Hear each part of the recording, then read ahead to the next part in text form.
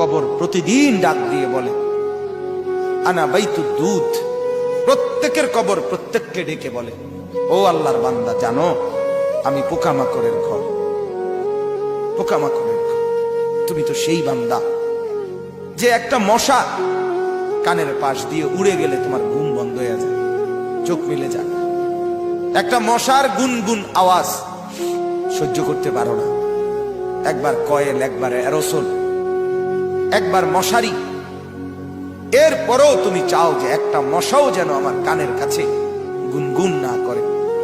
তো 5 ঘন্টার ঘুমের জন্য, 6 ঘন্টার ঘুমের জন্য বান্দা এই যত্ন নিলা, অনন্তকাল কিংবা বছরের পর বছর কবরের যে ঘুম দিবা, পড়ে থাকবা সেই ঘরে, পোকা মাকড়ের ঘর, সেই ঘরে তুমি ঘুমাইবা কেমনে, থাকবা?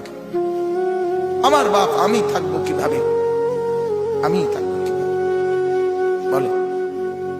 ভাবেন, আমিও ভাবি, আপনিও ভাবেন।